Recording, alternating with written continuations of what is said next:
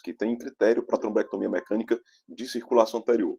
Essa pergunta ela permanece ainda uma incógnita na circulação posterior, porque os estudos são muito recentes, agora as duas publicações que mostraram de fato eficácia da trombectomia para a circulação posterior, e todos esses pacientes, os dois grandes estudos foram publicados agora, o Attention e o Baoshi, eles incluíram pacientes, deram RTPA para os pacientes que de fato eram elegíveis dentro das 4 horas e meia. Então a pergunta que eu lanço é essa: se trombólise intravenosa com RTPA é de fato segura, e eu colocaria até de fato entre parênteses, antes da trombectomia mecânica, ou se ela é segura de um ponto de vista geral, considerando a emergência, o nascimento dos novos trials, avaliando, por exemplo, comparando quando a gente olha com a RTPA.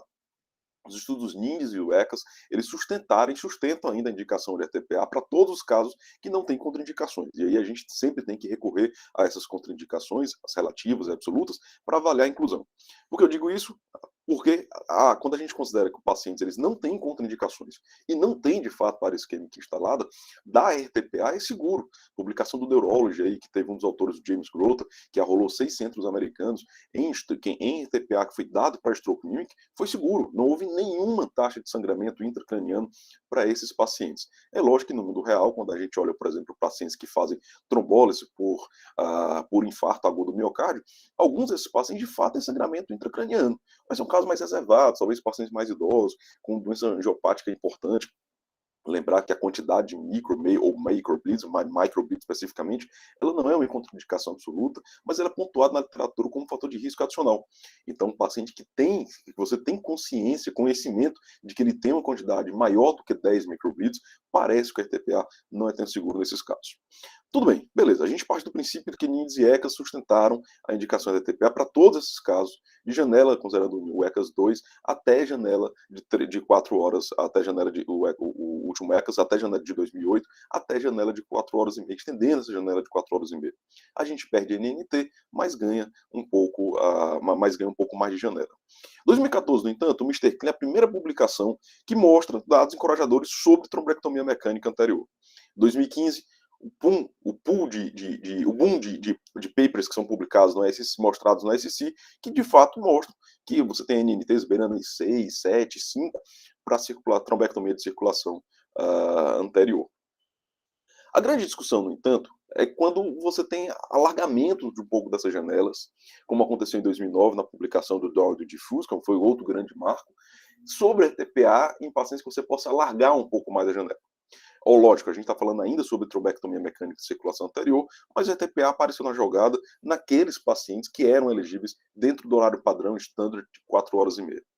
Esse questionamento, por exemplo, de que a trombectomia mecânica é invariavelmente superior ao tratamento sozinho com TPA nos elegíveis ou ao best medical treatment naqueles que não são elegíveis a RTPA, levou à seguinte pergunta: será que o RTPA realmente é necessário nesse grupo de pacientes? Trombectomia mecânica precisa já não seria suficiente? Eu não estaria dando um custo adicional, um medicamento adicional, sem necessidade para esses pacientes? E aí um dos primeiros que entraram em campo foi o DirectMT, questionando se de fato haveria necessidade de dar trombólise, de dar RTPA intravenoso para esses pacientes. E a primeira conclusão do DirectMT, apesar da grande queixa, de limitação desse estudo, que foi uma margem de segurança de não inferioridade, na verdade, bastante larga, de 20%, muito pouco usual. Eles chegaram tanto a colocar isso no abstract, ou seja, mostrando que de fato foi uma janela muito pouco usual de não inferioridade, mostrou que a RTPA na trombectomia é não inferior, ou seja, seria equivalente aí a fazer trombectomia sozinho. Na onda desse mesmo questionamento, trials como o DEBT Trial, o SKIP Trial, o japonês SKIP Trial, que teve até um diferencial, usou o protocolo japonês que incorporou que define 0,6 miligramas, a dose do Enchanted, do estudo australiano Enchanted, 0,6 miligrama quilo. Lembrar aí, nessa dose a gente faz um bolus não de 10, e sim um bolus de 15%. Outro grande ponto é se, diante desses trials que foram publicados, aí tem o Shift Safe, o Direct Safe, o Shift Direct, desculpe, o Mr. Clean No IV, a gente tem um questionamento que surge. Será que existe realmente uma pedra sobre essa questão? Ou a literatura ela estrangula, ela força os números a dizerem, por exemplo, que de fato é não inferior e a gente pode seguir mar adentro usando o RTPA. E outra pergunta suscita é, será que existem espaços para outros tempos, para além das 4 horas e meia, naqueles pacientes que têm trombectomia indicada, por exemplo, até as 24 horas, ou então outras drogas? E aí, a gente tem, no entanto, que sempre prestar atenção que existe uma pedra no meio do caminho também, que é a formação de que RTPA transforma mais, faz mais transformação hemorrágica, aumenta a expressão de metaloproteinase do tipo 3, tem ação molecular e ação celular sobre a barreira hematocefálica, coisa que, por exemplo, que o anteplase parece não ter, pelo menos estudos in vitro parecem mostrar que não tem. Além disso, aumenta o risco de sangramento sistêmico por conta da meia vida e por entrar na via do PAI-1, portanto ele tem mais chance de sangramento. Existe um custo, realmente é alto o custo de fazer a RTPA. Estudos australianos mostram que, por exemplo, o custo de dar RTPA chega a mais de $3.000 nesses pacientes que são internados, dólares australianos. E o outro ponto é pode retardar o tempo do tratamento. Você precisa recrutar equipe para dar RTPA para esses pacientes. Então, será que não seria melhor bypassar isso e ir direto para uma trombectomia e evitar todo esse risco, essa dor de cabeça que pode ser eventualmente trazida pelo uso do RTPA? Quando a gente fala que de fato a RPTA transforma mais, essa é uma publicação nossa brasileira, e é rolando pacientes lá do Hospital Geral de Fortaleza, que mostra, por exemplo, uma transformação hemorrágica de uma diferença bastante grande, mais de 10% entre aqueles que são submetidos e não submetidos. E quando a gente olha, por exemplo, o tipo de transformação, que são hematoma intraparenquimatoso, 42%. Se a gente esmiuça isso com hematoma intraparenquimatoso do tipo 2, teoricamente o mais grave, que mais pode causar problema para o paciente, a proporção eu não coloquei, mas a proporção é muito, muito, muito maior do que os não submetidos ao tratamento com RTPA. Além disso, a literatura também pontua, por mais que às vezes se restringe a dizer que o RTPA é seguro por não dar mais transformação hemorrágica do tipo sintomática, ou seja, aquela que faz variar o NIH, aí a gente tem diversas classificações da literatura. Uma das que eu mais me sinto um pouco confortável vendo e que mais citada nos autores é a classificação do NIMS, por exemplo, em que você tem uma variação de 4 pontos 48 horas ao redor aí da transformação hemorrágica, no qual você não associa a um outro fator, nem neurológico, por exemplo, crise ou edema, por exemplo, nem aos fatores sistêmicos. E aí, quando a gente incorpora até mesmo o conceito de transformação assintomática, desculpa, são pacientes que fazem menos recuperação do NIH do que esperado daqueles pacientes, por exemplo, que não têm transformação hemorrágica. Então, até mesmo o conceito sobre transformação assintomática, ele precisa ser questionado, e aí a gente pode olhar de uma forma diferente, quando a gente lê lá na tabela transformação sintomática na taxa tal, mas vê, por exemplo, que TPA deu mais transformação assintomática, né, vamos colocar entre aspas, nos estudos comparativos, estudos de avaliação não comparativos, desculpa, estudos de avaliação de não inferioridade. Isso é uma distribuição entre os que não fizeram transformação hemorrágica, sintomática e assintomática, sobre a proporção de acordo, na alta, né, na alta hospitalar, sobre a proporção do ranking nesse momento. Uma pergunta interessante, que a gente não pode se esquecer, no entanto, é que falando sobre essa ideia de segurança do RTPA, e aí eu vou dar um crédito para o RTPA, é sobre o alargamento de janela. E aí a gente não pode esquecer que 2019, 2020 foram anos de publicações importantes, como o Wake Up Trial e o Extend. O Wake Up rolou pacientes de 18 a 80 anos, que eram independentes, ou seja, ranking de 0 a 2, com NIH menor do que 25 na admissão. A gente tem 3 grandes pontos do Wake Up. Poderoso pelo fato de ir além das 4 horas e meia, brilhante porque usou um conceito de mismatch radiológico, então ele foi no conceito da fisiopatologia e viu que você tem um mismatch de clínica, desculpe, um mismatch de DWI com FLE, ele pode ser suficiente para supor o tempo de instalação dos sintomas e a partir de um custo plausível, porque você vai dar mais independência funcional para esses pacientes. Lembrar que o Wake Up ele não definiu um tempo exatamente de janela terapêutica para esses pacientes, então a gente não definiu um máximo de tempo, mas ele considerou, por exemplo, o tempo médio do paciente da meia-noite do horário de sono que ele foi dormir. Quando você vê o excelente desfecho funcional que foi classificado como um ranking de 0 a 1, 53 versus 41,8 naqueles pacientes que receberam placebo. E aí é só um exemplo do que significa o mismatch. Lembrar que outros estudos que incorporaram o conceito de mismatch consideraram que áreas que brilham no FLAIR, que equivale a mais do que 20% do volume que brilhou no DWI, ele já considera como ausência de mismatch. Então, lembrar que existe esse detalhe aí também na hora de você avaliar. Outro que a gente não pode esquecer é o Extend. E o Extend já rolou pacientes acima de 18 anos. Foi também um ranking de 0 a 2. O NIH aí já houve uma limitação, tinha que ter mais de 4 pontos, até 26 pontos. E aí, naqueles pacientes que tinham um volume de área isquêmica menor do que 70%, 70 ml, que tinha um mismatch de penumbra versus área isquêmica de que 10 ml, e uma proporção maior do que 1,2 eram elegíveis. O grande problema do Extend, por exemplo, é que o custo foi mais elevado porque você usa imagem funcional. Foi brilhante porque também usou o conceito de mismatch radiológico, mas aí utilizando, se aplicando no conceito de inteligência artificial para identificar as áreas que são salváveis versus as áreas que já estão mortas. E também poderoso porque ele alargou a janela para entre 4 horas e meia e 9 horas. Lembrar que ele exigia que tinha acima das 4 horas e meia também.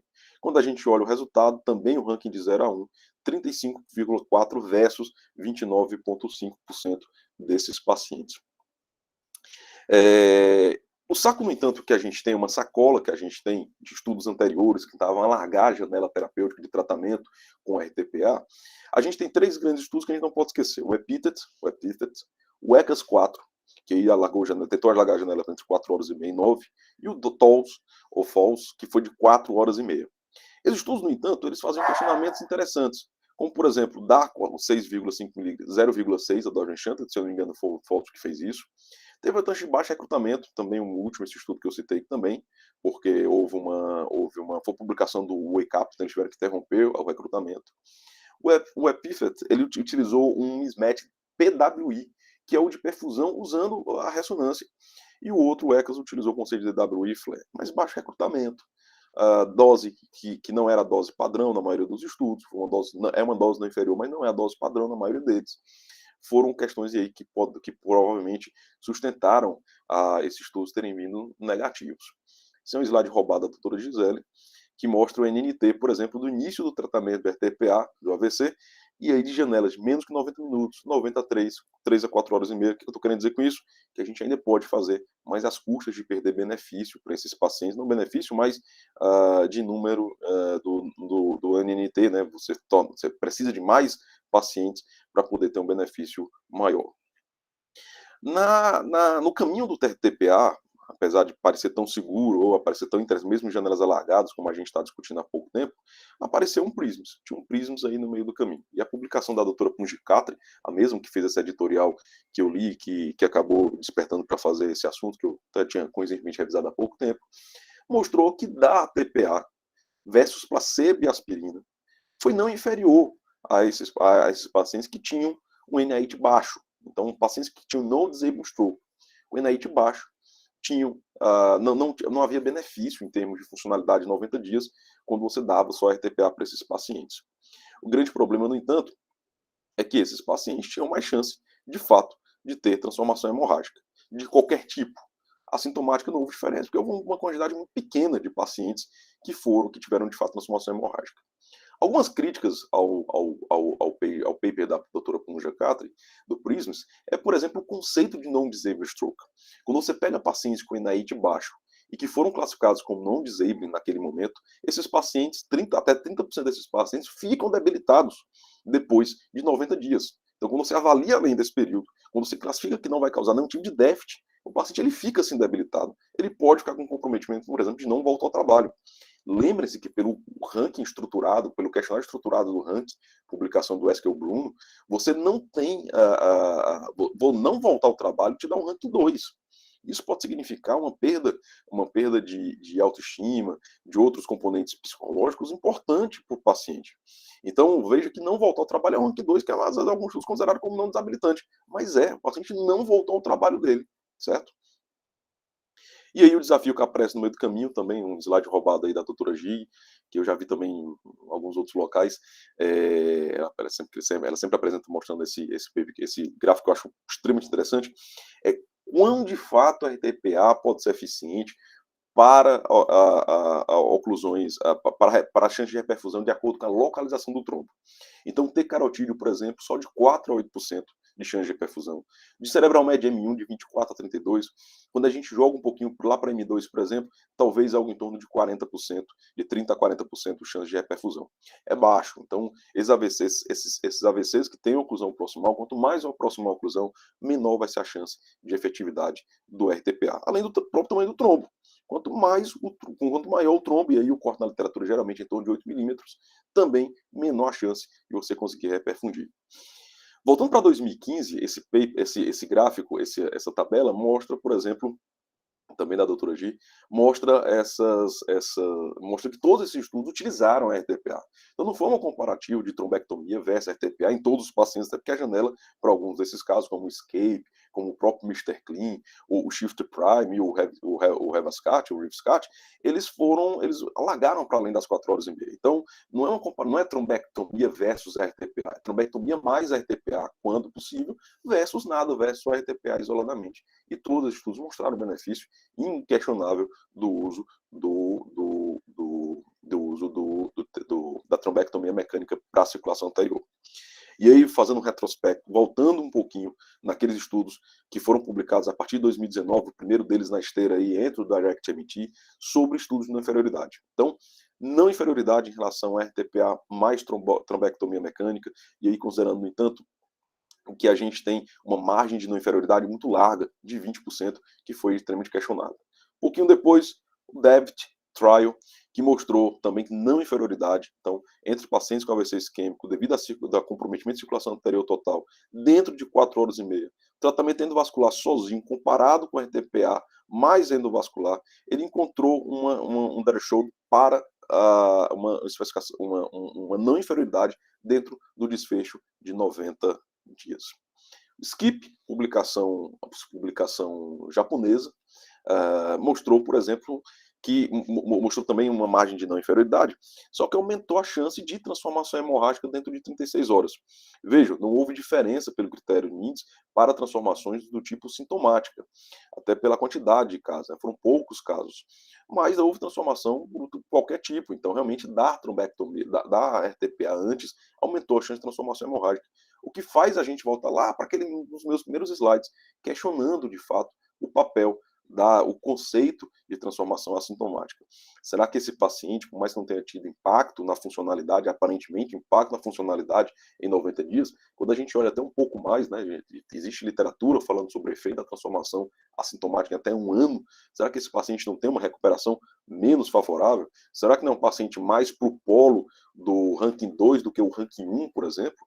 Ranking 1 para ranking 2, pessoal, não é um ponto a mais que você pula. Significa você não trabalhar mais, por exemplo. É você não ter nada para você não conseguir mais trabalhar. Você perder um cargo de gerente, supervisor, etc., para um cargo mais abaixo, para um nível inferior de função de trabalho, que pode representar um prejuízo grande, inclusive financeiro para você. Então vejam que não é um ponto só que você pula. Então, por isso que eu sempre bato nessa tecla sobre esse conceito de fato do que é assintomático, que só para você ali, só pelo fato de não alargar a NIH ali na sua frente, não significa propriamente que não vá ter repercussão um pouco mais tardia, e eu falo até 1 ano. O Mr. Clean no IV, que também que não houve desabilidade, mas a taxa de transformação sintomática também foi equivalente nesses dois grupos, não houve diferença.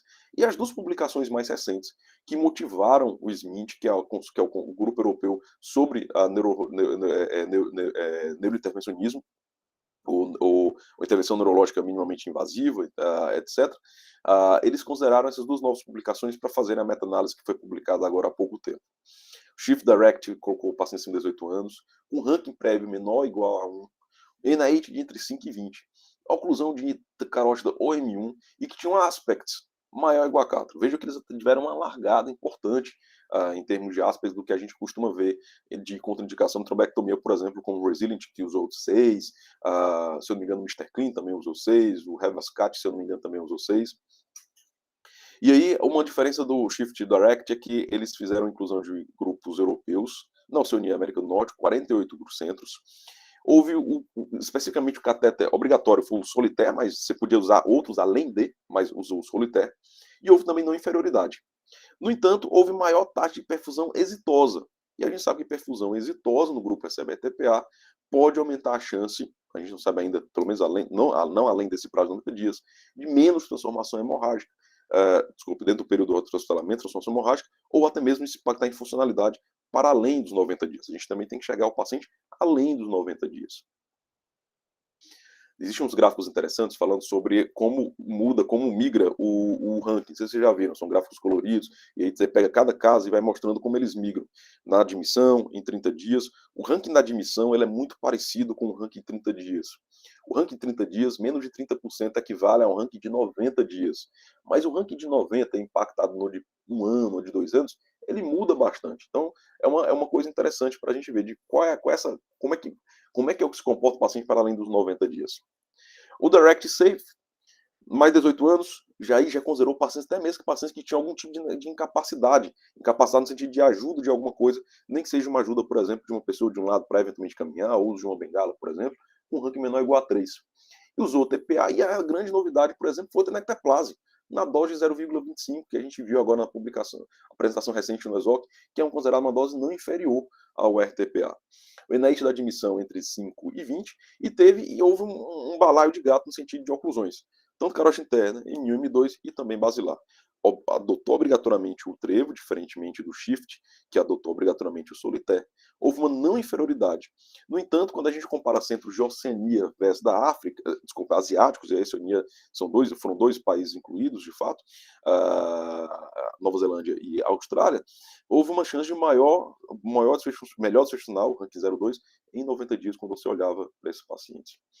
Talvez o grande desafio que a gente tenha pela frente seja acertar o perfil desse paciente.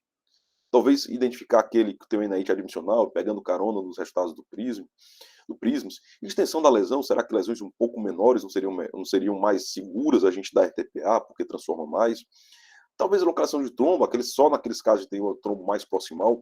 Uma coisa interessante quando você pega uma oclusão mais proximal, tipo de carotídeo, realmente na vamos falar assim, primeira porção da M1, apesar de não haver esse conceito bem estabelecido na literatura, às vezes você consegue puxar, você reperfunde bem esse paciente, você vê um TIC3, às vezes TIC2B, TIC3, mas esse trombo na hora de aspirar, ele entrou nos vasos lentículos estriados, dão um aspecto de 9 no final, queimam o núcleo da base, podem queimar a cápsula interna, por exemplo, e aí o paciente fica hemiplégico e fica com ranking alto.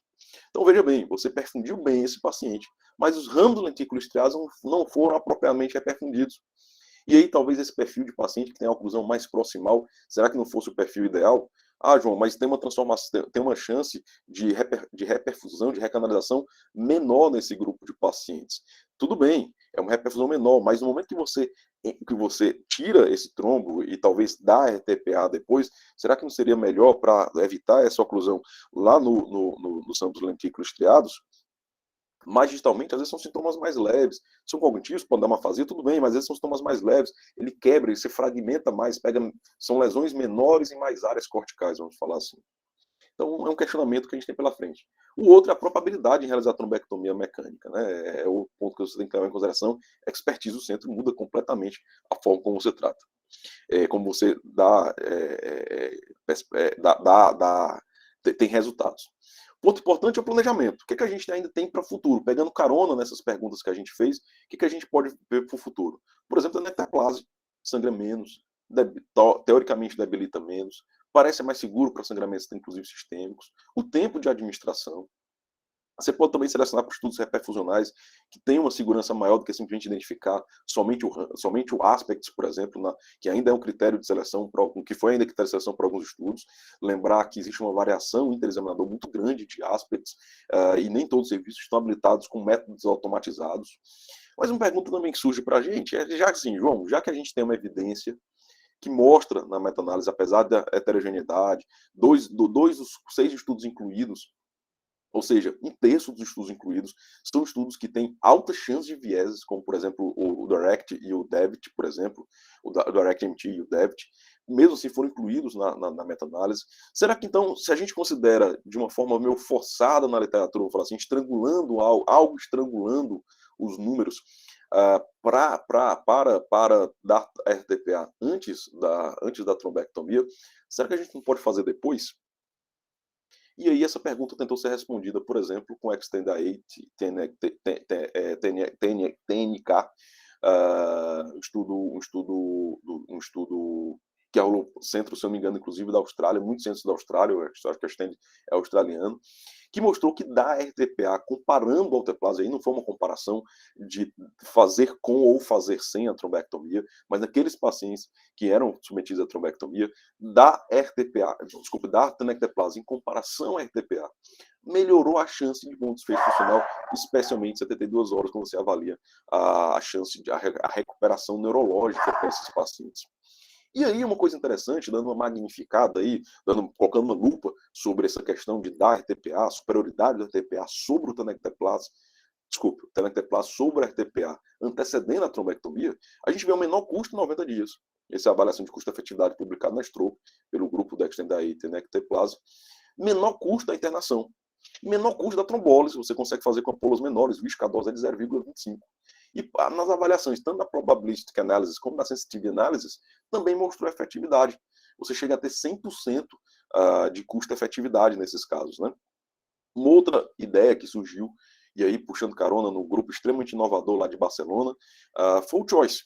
O Choice teve a seguinte ideia: será que da RTPA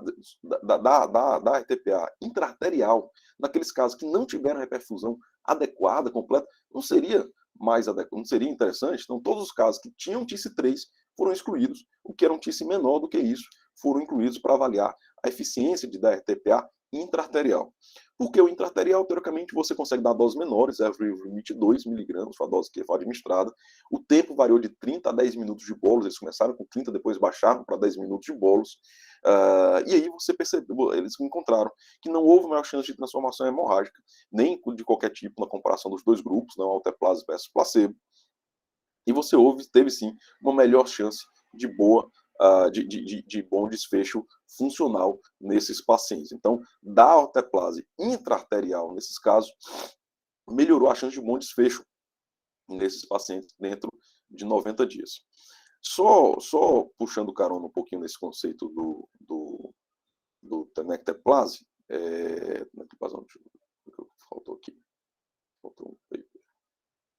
Tenecteplase depois, o Choice, beleza, é isso mesmo.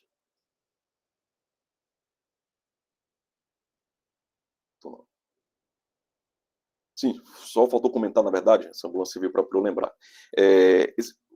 A gente ainda tem um paradigma dos pacientes que eles são incluídos em centros que não são centros capazes de realizar a trombectomia.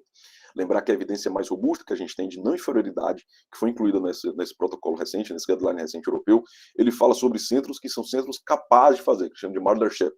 Ou seja, você direciona o paciente para um centro que consegue fazer, que consegue dar trombectomia naquele mesmo momento. O que significa que o tempo para o procedimento vai ser menor e a expertise do centro também vai ser maior. São coisas que levam em consideração. O DREPT-SHIP, por exemplo, a gente ainda não tem informação robusta, evidência robusta de que, de fato, dar TPA antes nesse grupo de pacientes possa ser efetivo. A gente tem que lembrar, no entanto, que esses dois estudos, principalmente desses 6 estudos que eu citei, dos estudos que foram performados 100% na China, como o DEVIT, por exemplo, eles são estudos que existe um empecilho de liberação de seguro para o RTPA. Então, o tempo médio para você dar RTPA para esses pacientes foi superior ao recomendado pelas diretrizes internacionais.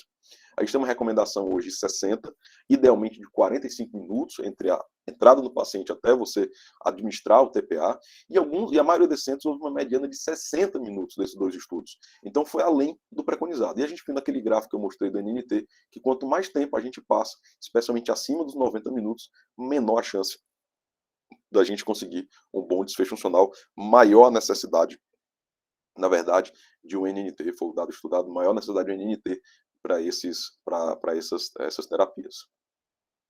Muito obrigado.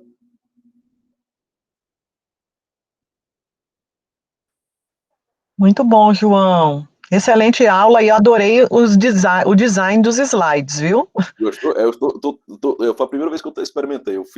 Comprei um curso de apresentações e eles dão uns pacotes. Eu posso compartilhar com vocês. Eu vou fazer uma parte do box e mandar para vocês. Maravilhoso. Tem tipo 1000 slides. Muito bom. Tá gravando, quase faço propaganda do curso, ainda bem que eu não falei.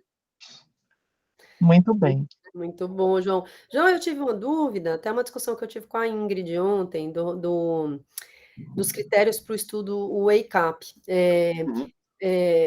se a gente entrar no supplemental material, e essa é uma das críticas do WAKE-UP, não tem no protocolo, nem no supplemental material, o quanto de flare você pode ter hiperintenso para excluir o paciente do estudo. Isso, É que exatamente. achei que você tinha falado que tinha uma percentagem, o que Não, eles tem um... falam é simplesmente, se você vir, e aí você, nem no artigo no New England tem, tá no protocolo, a gente inclusive olhou isso para desenhar o fluxograma do Einstein.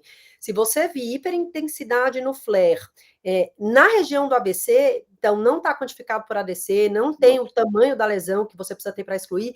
Teoricamente, aquilo é um marcador de horário, né? Então, a gente não está falando de viabilidade. Eu não sei se eu entendi errado, achei que você tinha falado que tinha uma percentagem. 20%. Os 20% na verdade foi incorporado em outro estudo. Eu já fui Isso, puxar na literatura e eles isso. falavam, eu não lembro agora qual foi o estudo, eles falaram sobre, eles usaram o mesmo mismatch, mas falaram dos 20%.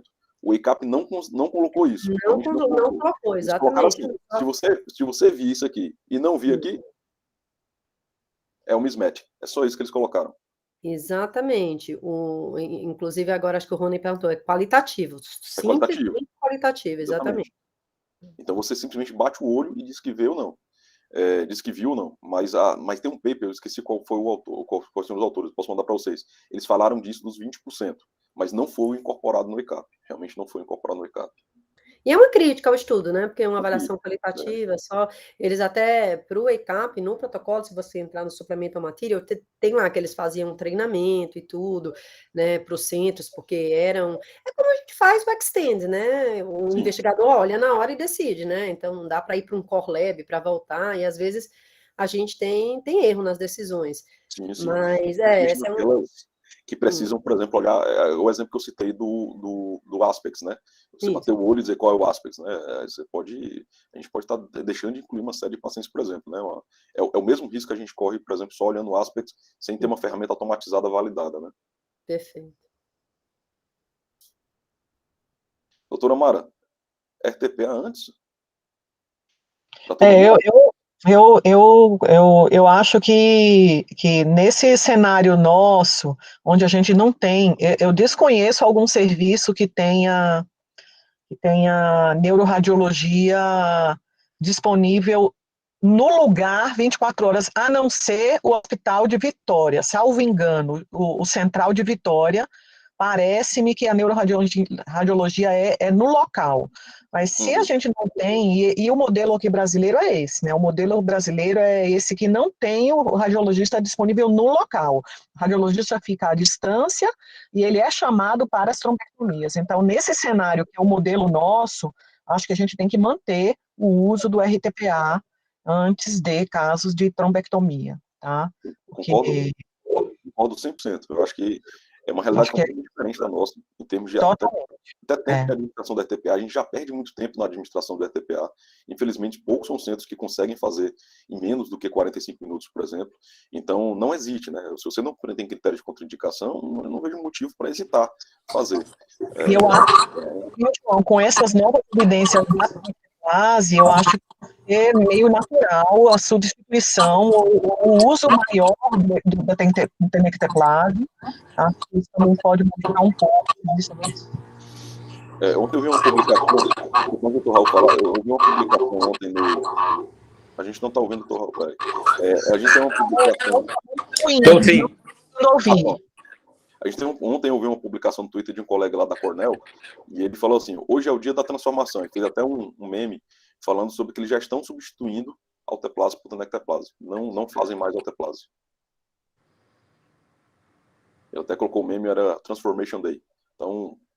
eu acho que vai ser meio natural, porque cada vez mais evidências de que é melhor, mais fácil de administrar, mais fácil de treinar a enfermagem, e com alguns benefícios de desfecho, de eficácia, segurança, etc. E quando a gente olha para o Extend Tenecteplase, o Extend Tenecteplase, a gente viu uma redução de custo, uma redução de custo muito alta, muito acentuada para esses pacientes, né? Então, hoje os planos de saúde não pagam. Uma vez eu questionei para uma gestora, ela até olhou para mim, se você fizer Tenecteplase no paciente para AVC, você vai ter que pagar do seu bolso. E ela até ficar um pouco assustada, assim. Eu falei, não, calma, eu fiz só uma pergunta, assim. Mas às vezes sobra. Eu já fiz de paciente dois casos que tinha sobrado, por exemplo. Tinham tinham trombolizado com um infarto e tinha sobrado. Eu falei, não, por favor, então faça.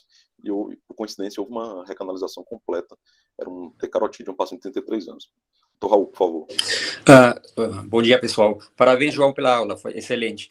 Obrigado. Eu acho que toda essa discussão de trombolítico antes da trombectomia, a partir do momento que todos os centros passarmos a utilizar a tenecteplásia, nós vamos rediscutir o assunto novamente, né? E até mesmo o assunto do AVC minor, o AVC que é incapacitante ou não incapacitante, a partir do momento que nós tivermos tenecteplásia e ambulância stroke com a capacidade de trombolizar no domicílio, numa janela de tempo muito inferior, todos esses tópicos serão rediscutidos ainda, porque é muito diferente você avaliar um paciente com AVC no domicílio, na hora em que acontece, do que avaliar no pronto-socorro.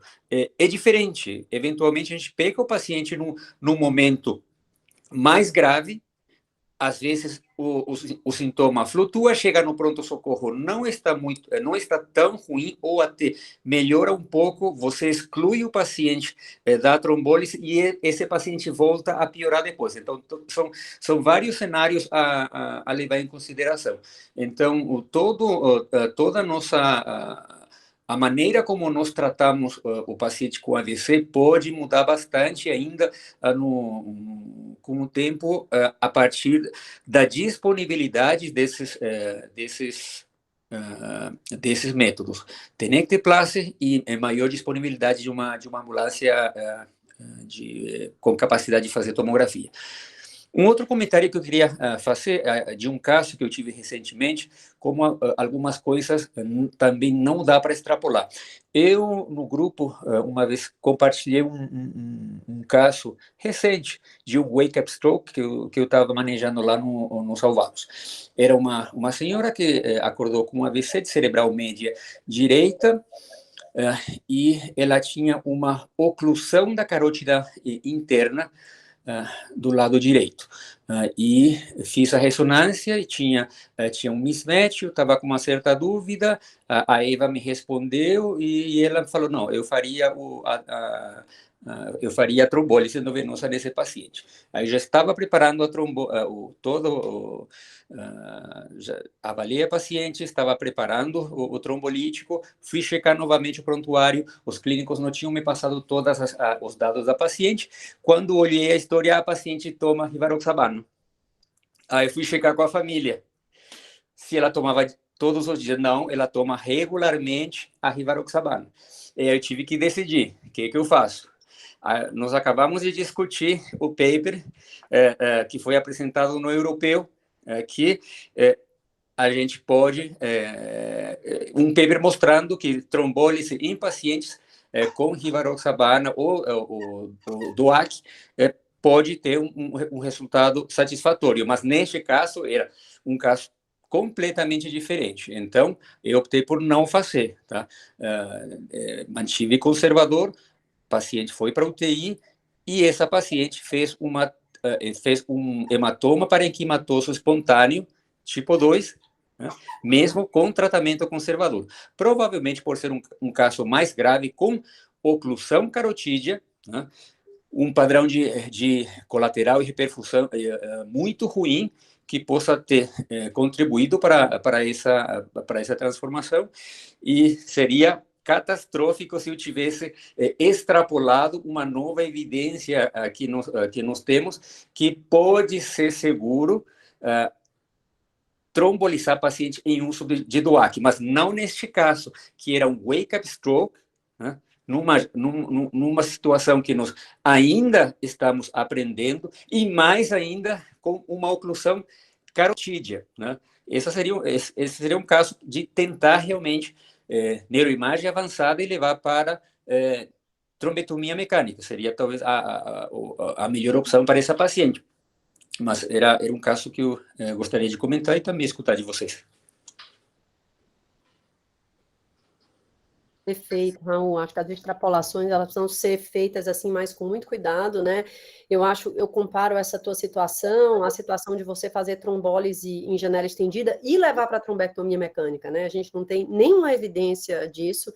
E às vezes a gente fica num conúndio de um paciente chegar, né, você ter um perfil bom, ter o RTPA na mão, né, então a gente tem pelo protocolo Extend, aí na maioria das vezes o que a gente tem é um angiotomo de perfusão, mas a evidência de que funciona, por outro lado, aquele paciente tem uma oclusão de grande vaso, né, então eu não tenho nenhuma evidência de que trombolizar esse paciente e levar para a trombectomia é seguro, né, eu tenho evidência isolada das duas condutas, né, então eu concordo contigo, assim, acho que enquanto a gente não tem a evidência de literatura, a gente usa o que de melhor a gente tem, né? Pensando sempre na segurança do paciente, mas eu concordo contigo. Então, usar DOAC em janela estendida, usar trombólise em janela estendida num paciente usando DOAC, realmente eu acho que seria bem... Ainda muito cedo. Lembrando que no estudo, 1/3 dos pacientes, né, nesse estudo apresentado no ESOC, eu não vi a publicação ainda, tiveram alguma mensuração do nível do DOAC, né? Porque a gente não tem. Certo. Sim. Não é todo mundo. Não é todo mundo, não foi todo mundo cego, não. Exato. Não. 53% foram tipo, nós, né, aqui no mundo real, porque ainda não tem disponível, mas 47% de fato tiveram mensuração de nível sérico do NOAC. Então, é uma realidade bem diferente do que a gente imagina. Com certeza. Eu acho que a Ingrid fez uma pergunta. Deixa eu ver aqui, a Ingrid. É bem interessante, viu? Eu vou fazer a pergunta para você responder, João. Bom dia, doutor. Não entendi muito bem se os estudos indicam que tenecteplase é superior à alteplase antes da trombectomia. Pronto. A gente tem uma evidência, me corrijam se eu estiver errado, pessoal, por favor, que é o Extend-A tenecteplase, que ele não foi comparado, Ingrid, tenecteplase versus nada, placebo, mais antes da trombectomia, alteplase versus placebo, não, foi uma comparação head-to-head no sentido de comparar tenecteplase versus alteplase sempre antes da trombectomia. E, de fato, a tenecteplase foi superior ao alteplase, aumentou a chance de perfusão, melhorou a funcionalidade, diminuiu o NIH desses pacientes 72 horas, e também houve uma custo-efetividade. Foram pacientes que ficaram, quando você olha mais largamente, em mais de 90 dias, são pacientes que custaram menos, né? Então, a internação não foi superior, e em termos de qualis, foi também superior o uso do tenecteplase. Então, uma coisa interessante dessa publicação do custo é uma coisa que a gente vai invariavelmente andar muito junto com isso, né? Assim, essas preocupações sobre impacto financeiro nesses modelos de health insurance, saúde pública como um todo, a gente não pode se prender só na efetividade, a gente tem que ver a aplicabilidade disso no mundo real, a projeção disso no mundo real. Então, a gente tem duas informações úteis aí. Melhora a funcionalidade, de fato foi superior, transformação equivalente, risco de transformação hemorrágica sintomática equivalente, e também melhor custo-efetividade do que o alteplase.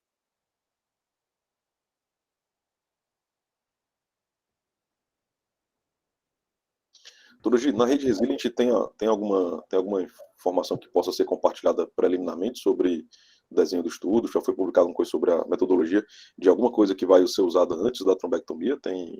Sim, a gente tem no clinicaltrials.gov os 2 estudos novos do Resilient, João. Né? Resilient Extend IV, que é o estudo em que a gente vai usar tenecteplase versus placebo na janela estendida, porque esse estudo não foi feito e não está sendo feito por ninguém, já começou, a gente já incluiu o paciente, estamos aguardando aí a abertura do nosso centro, e o estudo Direct TNK, que está comparando trombectomia mecânica direto versus trombólise com tenecteplase, né?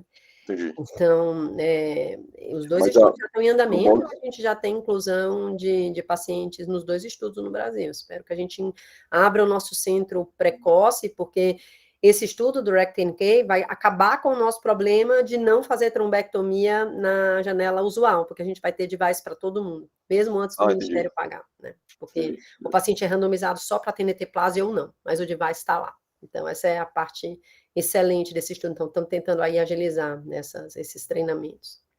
Legal.